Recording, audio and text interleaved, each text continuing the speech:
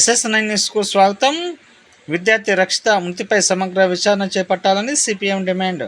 నిజామాబాద్ జిల్లా రుద్రూర్ మండలం ప్రొఫెసర్ జయశంకర్ వ్యవసాయ పరిశోధన కేంద్రంలో పాలిటెక్నిక్ మొదటి సంవత్సరం చదువుతున్న రక్షిత గత నెల 31వ తేదీన తెల్లవారుజామున అనుమానాస్పద స్థితిలో మరణించిన విషయంపై ప్రభుత్వం, పోలీసులు సమగ్ర విచారణ చేపట్టాలని సిపిఎం ఏరియా కార్యదర్శి నన్నయ్య సాహెబ్ డిమాండ్ చేశారు. మంగళవారం రుద్రూర్ మండల కేంద్రంలో ఆయన నిర్వహించిన విలేకరుల సమావేశంలో మాట్లాడుతూ, ఎంతో భవిష్యత్ ఉన్న విద్యార్థిని రక్షిత ఆత్మహత్య చేసుకోవడం చాలా బాధాకరమన్నారు. విద్యా వ్యవస్థ మీద విద్యాశాఖ ఉన్నతాధికారుల పర్యవేక్షణ లేకపోవడం కూడా ఇందుకు కారణమన్నారు.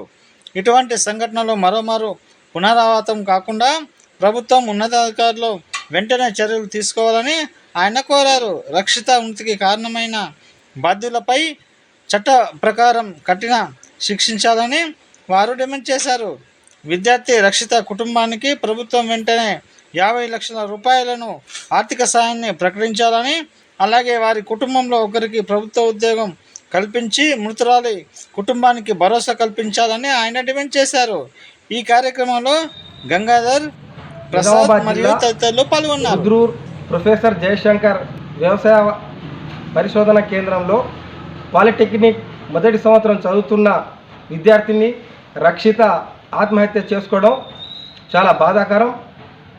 ఈ ఆత్మహత్య మీద, ఈ దుర్ఘటన మీద ప్రభుత్వం, అధికారులు, పోలీసు యంత్రాంగం సమగ్ర విచారణ చేపట్టాలని సిపిఎం పార్టీ తరఫున మేము డిమాండ్ చేస్తూ ఉన్నాం.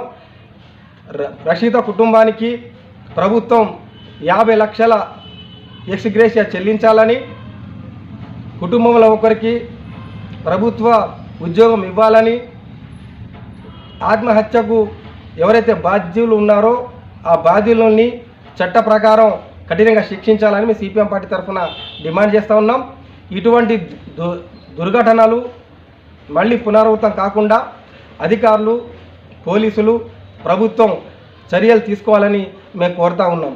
లేకపోతే ఈ దుర్ఘటనకు సంబంధించినటువంటి సమగ్ర విచారణ జరపకుండా తాత్సారం చేస్తే మేము సిపిఎం పార్టీ తరఫున రక్షిత కుటుంబానికి మద్దతుగా రక్షణగా మేము పోరాటం నిర్వహిస్తామని చెప్పి ప్రభుత్వానికి హెచ్చరిస్తూ ఉన్నాం.